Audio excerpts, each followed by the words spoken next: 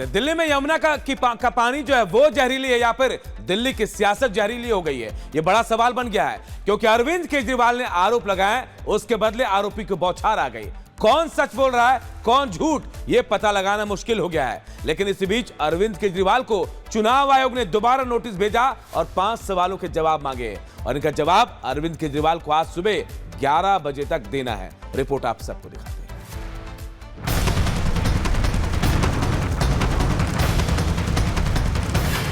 केजरीवाल को election commission का दूसरा नोटिस। इलेक्शन कमीशन ने केजरीवाल से मांगे 5 सवालों के जवाब। आज सुबह 11 बजे तक देना है जवाब। दिल्ली चुनाव से पहले यमुना में जहर वाले बयान पर अरविंद केजरीवाल की मुसीबतें कम होने का नाम नहीं ले रही।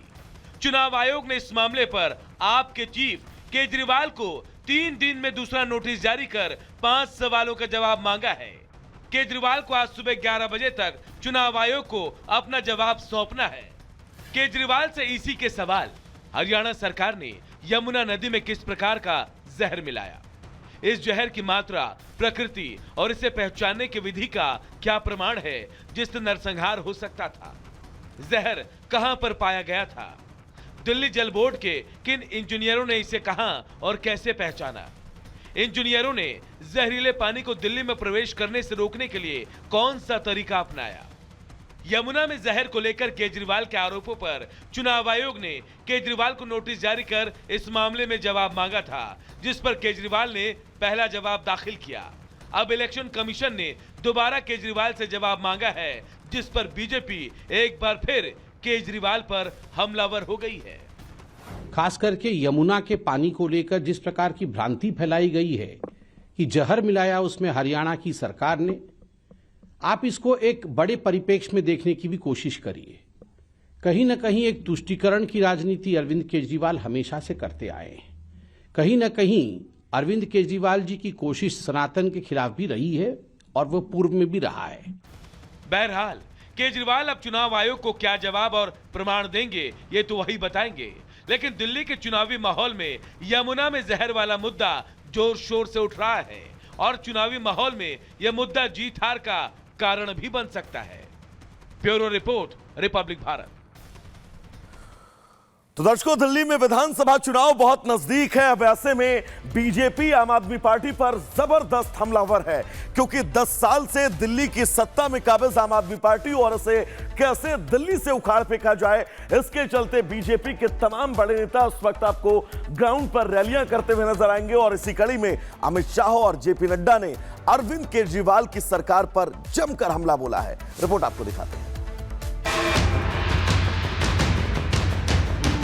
मोदी जी के हाथ मजबूत करो, दिल्ली को देश में नंबर 1 राज्य बनाएंगे। बोलते थे हम कट्टर ईमानदार हैं, ये ऐसे कट्टर बेईमान निकले जिसके मुख्यमंत्री, उप मुख्यमंत्री जेल की हवा खा करके आए। दिल्ली चुनाव के प्रचार में बीजेपी ने पूरी ताकत झोंक दी है।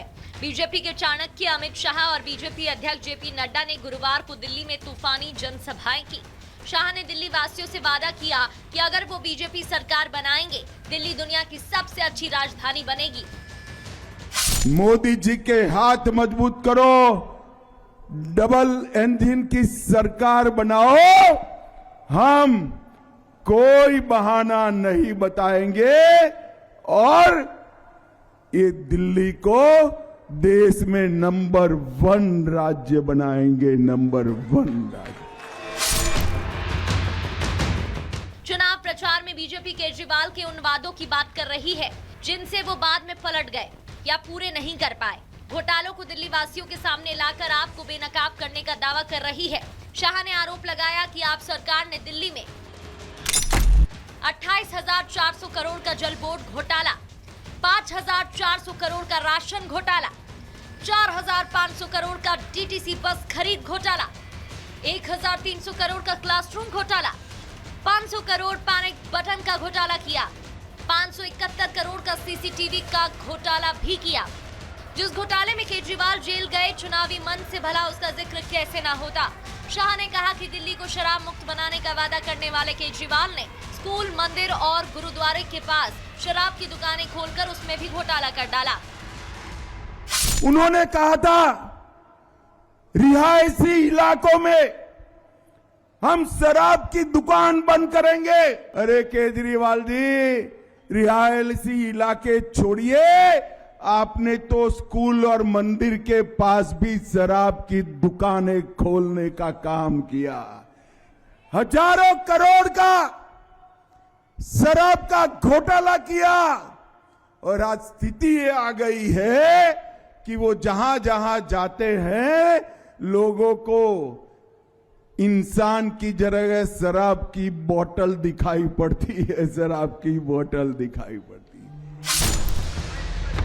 जेपी नड्डा ने आम आदमी पार्टी सरकार पर दवा खरीद, टेंडर, मोहल्ला क्लिनिक और मेडिकल टेस्ट में घोटाले के आरोप लगाए और तंज कसा कि कट्टर ईमानदारी का दम भरने वाले केजरीवाल एंड कंपनी ही कट्टर बेईमान निकली। यही लोग थे ना जो रामलीला मैदान में भ्रष्टाचार के खिलाफ आंदोलन कर रहे थे? बोलो, यही लोग थे ना? बोलते थे हम कट्टर ईमानदार हैं, कट्टर ईमानदार हैं।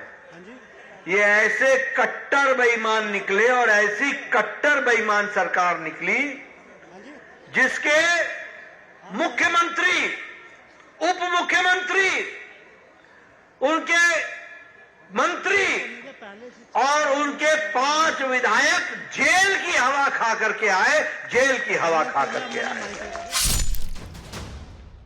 जवाब देने के लिए केजरीवाल भी सामने आए। बीजेपी के आरोपों को हमेशा की तरह झूठा ठहराया और सकारात्मक और विकास की राजनीति करने का दावा किया। उनके साथ अखिलेश भी थे, जो केजरीवाल के सुर से सुर मिला रहे थे। आम आदमी पार्टी काम करने वाली पार्टी है। भारतीय जनता पार्टी केवल गालियां देने वाली पार्टी है। उनके पास ये बताने को नहीं है कि 10 साल क्या काम किया, उनके पास ये बताने को नहीं है अगले 5 साल क्या काम करेंगे। बस 24 घंटे केजरीवाल को गाली, 24 घंटे केजरीवाल को गाली। गाली देने से तो दिल्ली का विकास नहीं होगा। हमारे पास प्लानिंग है, हमारे पास टीम है, हमारे पास नेतृत्व है। इनके पास ना सीएम का चेहरा है, इनके पास ना कोई प्लानिंग है, इनके पास ना कोई एजेंडा है, कुछ नहीं बताते। इनसे पूछो क्या काम करोगे, बस केजरीवाल ये, केजरीवाल वो। इससे तो कोई फायदा नहीं होने वाला।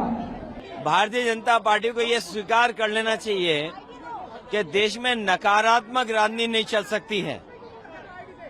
आप पार्टी की सकारात्मक राजनीति इनको पटकनी देने जा रही है, उसी से घबराए हुए लोग हैं। इसीलिए छापा का सहारा या बांटने का सहारा या नकारात्मक नारों का सहारा भारतीय जनता पार्टी ले रही है। दिल्ली में प्रचार निर्णायक मोड़ पर है। माना जाता है कि इस दौरान जिन दल ने माहौल बना लिया, चुनाव में उन्हें बढ़त मिलने की संभावना रहती है। इसलिए आप और बीजेपी एक दूसरे पर हमलावर है। कांग्रेस के सामने इस बार दिल्ली में अस्तित्व बचाने की लड़ाई है। Bureau report, Republic Bharat.